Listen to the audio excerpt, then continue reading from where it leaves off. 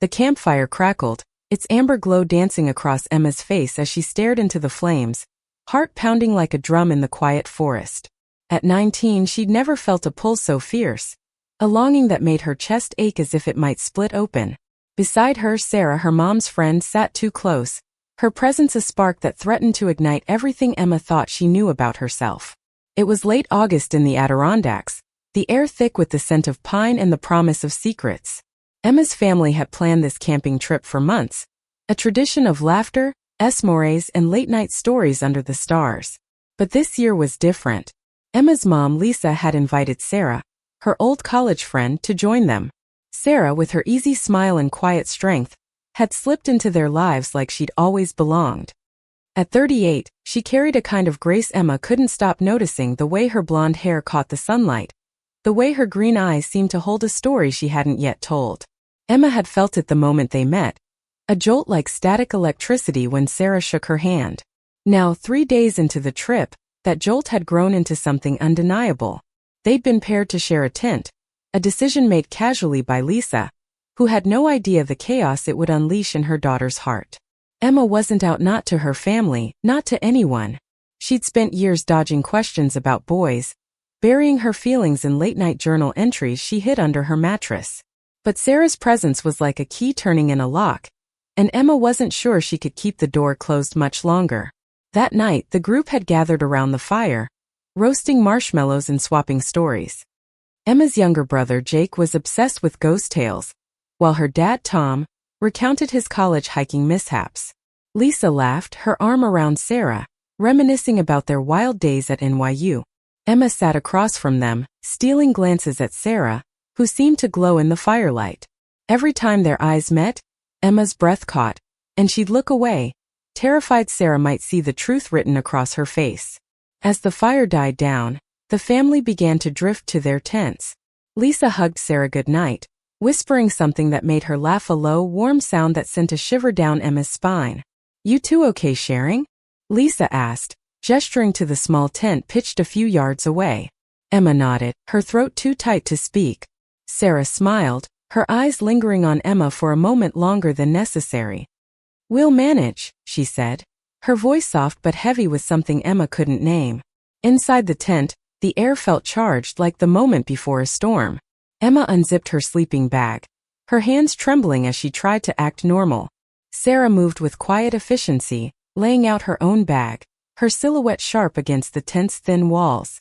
The space was small, their sleeping bags inches apart, and every rustle of fabric felt like a shout in the silence. Emma lay down, staring at the ceiling, her heart racing as she listened to Sarah's steady breathing. "Couldn't sleep last night either, huh?" Sarah's voice broke the quiet, low and teasing. Emma turned her head, startled to find Sarah propped on one elbow, watching her. The moonlight filtering through the tent cast shadows across her face, making her look both familiar and impossibly distant. Emma swallowed, her mouth dry. "Too much energy, I guess." It was a lame excuse, but Sarah didn't push. Instead, she smiled, a small, knowing curve of her lips that made Emma's stomach flip. "You're different out here," Sarah said, her voice softer now, almost careful. "Not like the quiet kid at home. You light up in the woods." Emma's cheeks burned. She wasn't used to being seen not like this. "I don't know," she mumbled, turning her gaze back to the ceiling. "Maybe it's just the fresh air." Sarah laughed quietly, and the sound felt like a touch. "Maybe. Or maybe you're just you out here. No filters." The words hung between them, heavy with meaning Emma wasn't ready to unpack. She wanted to ask what Sarah meant, to spill every confusing thought swirling in her head, but fear clamped her mouth shut. What if she was wrong? What if this pull, this ache was one-sided? She'd spent so long hiding, so long convincing herself her feelings were a phase, a mistake. But Sarah's presence made that lie impossible to believe. They lay in silence for a while, the forest alive with the hum of crickets and the occasional hoot of an owl. Emma's mind raced, replaying every glance, every word Sarah had spoken over the past few days. The way she'd brushed Emma's hand while passing a water bottle, the way she'd lingered when helping her set up the tent. Was it all in her head? Or was Sarah feeling it too? "Emma," Sarah said suddenly, her voice barely above a whisper. Emma turned, her heart hammering so loud she was sure Sarah could hear it. You ever feel like you're hiding something from yourself? The question hit like a punch, stealing Emma's breath. She stared at Sarah, her green eyes glinting in the dark, searching, waiting. For a moment, the world seemed to shrink to just the two of them, the tent a fragile cocoon holding something too big to contain. Emma started, her voice cracking. She wanted to say yes, to confess everything, the fear, the longing, the way Sarah's smile made her feel like she was falling and flying at once. But the words wouldn't come. Instead, she nodded, a small, shaky movement that felt like a surrender. Sarah's expression softened and she reached out, her hand hovering over Emma's before pulling back. It's okay, she said, her voice gentle but firm. You don't have to say it. Not yet. The words were a lifeline and Emma clung to them, her eyes stinging with unshed tears. She didn't know what was happening, didn't know how to name the thing growing between them, but for the first time, she felt like she wasn't alone in it. And as the night stretched on, the space between their sleeping bags seemed to shrink, the air thick with possibility. The next morning, the forest was alive with the chatter of birds and the rustle of leaves, but inside the tent, Emma felt like she was holding her breath. Sarah's words from the night before echoed in her mind. You don't have to say it. Not yet. They were a promise and a challenge, and Emma wasn't sure which scared her more. She glanced at Sarah, who was already awake, rolling up her sleeping bag with the same quiet focus that made Emma's heart skip. Morning, Sarah said, catching Emma's eye with a smile that felt too warm, too knowing. Emma mumbled a reply, her cheeks flushing as she fumbled with her own gear. The tent felt smaller in the daylight, every movement amplified, every glance a risk. She needed air, space to think, but the day's plans were already in motion: hiking, fishing, more time with Sarah in dangerously close proximity. The group set out after breakfast, following a trail that wound through towering pines and along a shimmering lake. Emma's dad led the way, map in hand, while Jake darted ahead, chasing squirrels. Lisa and Sarah walked side by side, their laughter floating back to Emma, who lagged behind, her thoughts a tangle of hope and fear. She watched Sarah's easy stride, the way she tilted her head when Lisa spoke, and felt a pang of jealousy she didn't want to name. At the lake, they split up, Tom and Jake to fish, Lisa to set up a picnic, leaving Emma and Sarah to gather firewood. It was a task that felt both mundane and electric, the forest closing around them like a secret. They worked in silence at first, picking up branches, their footsteps crunching on the forest floor. But every time their paths crossed, Emma felt the air shift, like the moment before a lightning strike. You're quiet today, Sarah said, breaking the silence as she stacked an armful of sticks. Her tone was light, but her eyes were searching, and Emma felt exposed under their weight. Just thinking, Emma said, avoiding Sarah's gaze as she bent to pick up a branch. Her hands shook slightly, and she cursed herself for being so obvious. About last night? Sarah's voice was soft, careful, but it hit Emma like a wave. She froze, the branch slipping from her fingers.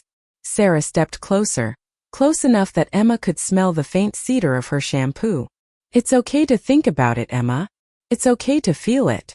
Emma's heart pounded, her mind screaming at her to run, to hide, but her body refused to move. She looked up, meeting Sarah's eyes, and saw something there: vulnerability, desire, a mirror of her own tangled emotions. I don't know what I'm feeling, she admitted, her voice barely audible. It's too much. Sarah's expression softened, and for a moment, Emma thought she might reach out, might close the distance between them. But instead, Sarah nodded, her lips curving into a sad, understanding smile. I know. I've been there. The words hung between them, heavy with unspoken history.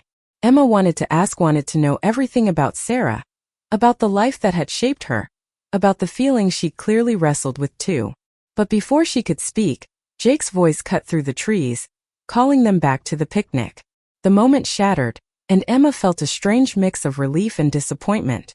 Back at the campsite, the day passed in a blur of activity: eating, swimming, laughing as a group. But Emma's focus was on Sarah, on the way she moved, the way her laughter seemed to linger in the air. Every interaction felt charged, every glance a question. By the time evening fell, Emma was exhausted, her emotions a raw, frayed wire. That night, as they climbed into the tent, the tension from the morning returned, sharper now, undeniable. Sarah seemed to sense it too, her movements slower, more deliberate. They lay down, the space between them a fragile barrier, and Emma felt the weight of everything unsaid pressing down on her. "Sarah," she whispered, her voice trembling. "What did you mean when you said you've been there?" Sarah turned to face her, her eyes glinting in the dim light. For a long moment she didn't speak, and Emma thought she might not answer. Then quietly she said, "I was your age once, Emma. Feeling things I didn't understand, things I was scared to name. Took me years to figure out who I was. To be okay with it." Emma's breath caught, her mind racing. Was Sarah saying what she thought she was? The possibility was dizzying, terrifying, exhilarating. "Are you?" She couldn't finish the sentence, the word lesbian too big, too real. Sarah's smile was small, tinged with pain. "Yeah, I am.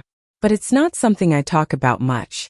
Not with Lisa, not with anyone, really." The confession landed like a stone in Emma's chest, heavy and grounding. She wanted to say something, to tell Sarah she felt the same, but the words were trapped behind years of fear and shame. Instead, she reached out, her hand brushing Sarah's in the dark. The touch was electric, a spark that made them both freeze. "Emma," Sarah said, her voice a warning and a plea. "We can't. I mean, you're—" "I know," Emma said quickly, pulling her hand back, her face burning. "I'm sorry. I didn't mean—" "It's okay," Sarah interrupted, her voice gentle but firm. "It's not you. It's complicated." The word complicated felt like a wall, and Emma hated it.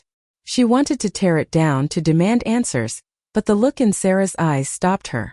There was longing there, but also restraint, a line Sarah wouldn't cross. And Emma, for all her yearning, wasn't sure she was ready to cross it either. They fell silent, the air thick with what neither could say. But as Emma drifted toward sleep, Sarah's hand found hers again. A brief, fleeting touch that felt like a promise. It wasn't much, but it was enough to keep Emma's heart racing.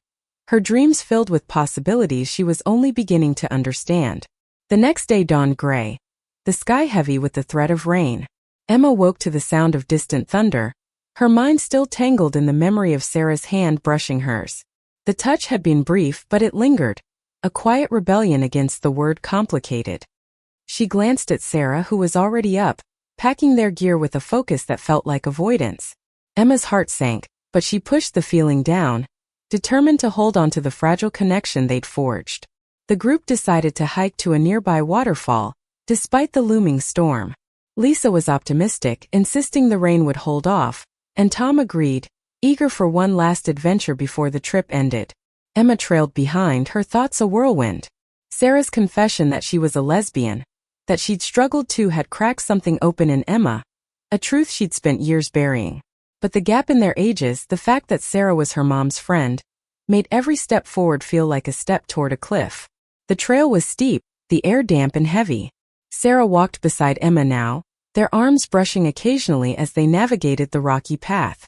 Each touch sent a jolt through Emma, and she wondered if Sarah felt it too. They didn't speak much, but the silence wasn't empty, it was filled with glances, with the weight of last night's words. At the waterfall, the group spread out, Jake splashing in the shallow pool while Lisa and Tom took photos. Emma and Sarah found a quiet spot on a flat rock, the roar of the water drowning out the world. Emma's pulse raced as she sat close to Sarah, their knees almost touching. She wanted to say something to bridge the gap, but fear kept her silent. Sarah broke the quiet first. "This place. It makes you feel small, doesn't it?" She gestured to the waterfall, its mist rising like a veil. "Like your problems don't matter as much." Emma nodded, her throat tight. "Yeah, but they still feel huge." Sarah turned to her, her green eyes soft but intense. "They are huge, Emma. What you're feeling, what you're figuring out, it's big. And it's okay to be scared." Emma's eyes stung, and she looked away, focusing on the water. "I don't know how to do this," she admitted, her voice barely audible over the falls. "I don't even know what this is." Sarah was quiet for a moment, then reached out, her hand resting lightly on Emma's arm. "It's you figuring out who you are. And it's hard and it's messy, but it's also beautiful." The word beautiful hit Emma like a wave, washing away some of the fear. She turned to Sarah, their faces close, and for a moment she thought they might kiss. The air crackled with it, the possibility so close she could taste it. But then Jake's shout broke the spell, calling them back to the group, and Sarah pulled away, her hand slipping from Emma's arm. The hike back was tense, the sky darkening as thunder rumbled closer. By the time they reached the campsite, rain was falling in heavy sheets, soaking them through. The group scrambled to secure the tents, laughing and cursing as they fought the wind. Emma and Sarah worked together, their hands brushing as they tied down the rainfly, each touch a reminder of what hadn't happened by the waterfall. Inside the tent they changed into dry clothes, the space feeling smaller than ever. The rain pounded outside, a steady roar that made the world feel far away. Emma's heart was a live wire, her emotions raw and exposed. She couldn't stop thinking about Sarah's words, about the way her touch had felt like a promise. "Sarah," she said, her voice trembling but determined, "I need to know. What are we doing? What is this?" Sarah looked at her, her expression a mix of longing and caution. "Emma, She paused, running a hand through her damp hair. "I feel it too. But you're young and I'm your mom's friend. There's so much at stake." Emma's chest tightened, frustration bubbling up. "I'm not a kid. I know what I feel. And I know you feel it too." Sarah's eyes widened, and for a moment she looked vulnerable, stripped bare. "I do," she admitted, her voice breaking. "God, I do. But this could hurt people. Your mom, your family. Me." The honesty in her words cut deep, and Emma felt the weight of the risk, the consequences. But she also felt the pull, stronger than ever, urging her to take a chance. She reached for Sarah's hand, holding it tightly this time, refusing to let go. "Sarah," she said, her voice steady now, "I'm scared too. But I don't want to hide anymore. Not from this. Not from you." Sarah's breath hitched, and for a moment they just looked at each other, the rain a curtain around them. Then slowly Sarah leaned forward, her forehead resting against Emma's. It wasn't a kiss, but it was close, a moment of connection that felt like a vow. "We'll figure it out," Sarah whispered, her voice thick with emotion. "Together." Emma nodded, tears slipping down her cheeks. The rain kept falling, the world outside blurred and distant, but inside the tent, something new was taking shape, fragile, beautiful thing that Emma was finally ready to claim. The rain didn't stop, and neither did the storm inside Emma. Sarah's forehead against hers, their hands entwined, had shifted something fundamental, like a fault line cracking open. But with the dawn came reality, and Emma woke to the weight of what they'd admitted, what they'd promised in the dark. The campsite was a mess, soggy and chaotic, but the family pushed through, packing up as the trip neared its end. Emma moved through the motions, folding tents, loading the car, her mind on Sarah, who seemed quieter today, her smiles tinged with caution. Emma felt it too, the fear of what came next. The forest had been a bubble, a place where they could exist in the in-between, but the real world was waiting, with its rules and expectations. Lisa noticed the tension, her brow furrowing as she watched Emma and Sarah work in near silence. "Everything okay?" she asked, her tone light but probing. Emma's heart lurched, guilt twisting in her gut. She nodded quickly, avoiding her mom's eyes, while Sarah offered a reassuring smile that didn't quite reach her eyes. The drive back to their small town in upstate New York was long, the car filled with Jake's chatter and Tom's classic rock playlist. Emma sat in the back, Sarah beside her, their thighs brushing in the cramped space. Each touch was a reminder of the night before, a spark that both thrilled and terrified her. She stole glances at Sarah, who stared out the window, her expression unreadable. Emma wanted to reach for her hand, to hold on to the promise they'd made, but the weight of her family's presence kept her still. Back home, the house felt too small, too ordinary for the feelings Emma carried. Sarah stayed for dinner, the group laughing over memories of the trip, but Emma could barely eat. Every time Sarah spoke, her voice was a tether, pulling Emma back to the tent, to the waterfall, to the moment they'd almost kissed. She wondered if Sarah was thinking of it too, or if she was already pulling away, retreating behind the walls of complicated. After dinner, Sarah lingered, helping Lisa clean up while Emma hovered in the living room, her nerves frayed. When Lisa stepped out to take a call, Sarah turned to Emma, her eyes soft but guarded. "We need to talk," she said quietly, glancing toward the kitchen door. "Not here. Tomorrow." Emma nodded, her throat tight. "Where?" "There's a cafe in town. The one by the river. Meet me there at noon." The plan felt like a secret, a fragile thread connecting them. Emma agreed, her heart racing with both hope and dread. That night she lay awake, replaying every moment of the trip, every word Sarah had said. She wanted to believe they could figure it out, but the fear of losing her family, of breaking something that couldn't be fixed, gnawed at her. The next day, Emma arrived at the cafe early, her hands sweaty as she scanned the room. Sarah was already there, sitting by a window overlooking the river, her blonde hair catching the midday light. She looked up as Emma approached, her smile small but genuine, and Emma felt a rush of warmth despite the nerves. They ordered coffee, the small talk awkward at first, a shield against the weight of what they needed to say. Finally, Sarah leaned forward, her voice low. "Emma, what happened in the woods? It was real. I meant every word. But we have to be careful. Your mom, your family, they matter. And I don't want to hurt them." Emma's chest tightened, the words stinging more than she expected. "So what are you saying? That we just forget it?" "No," Sarah said quickly, her hand reaching for Emma's across the table, then stopping short. "I'm saying we need to figure out what this is, what it can be. Without rushing. Without breaking everything." Emma wanted to argue, to demand more, but she saw the fear in Sarah's eyes, the same fear she felt. "Okay," she said finally, her voice barely above a whisper. "But I don't want to lose this. I don't want to lose you."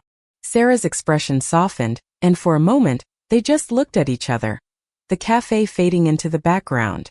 "You won't," she said, her voice firm. "I promise." They spent the afternoon talking, not just about their feelings but about their lives, Emma's dreams of college, Sarah's past, the years she'd spent hiding who she was. Emma learned that Sarah had come out in her 20s, only to face rejection from her family, a wound that still ached. The more they talked, the more Emma understood the weight Sarah carried, the reasons for her caution. As they left the cafe, the sun was setting, casting a golden glow over the river. They walked along the bank, their steps slow, the air between them charged with possibility. At a quiet spot, Sarah stopped, turning to face Emma. "I don't know what this looks like," she admitted, her voice raw. "But I want to find out. With you." Emma's heart soared, and before she could think, she closed the distance, her lips brushing Sarah's in a tentative, trembling kiss. It was brief, soft, but it felt like the world shifting beneath her feet.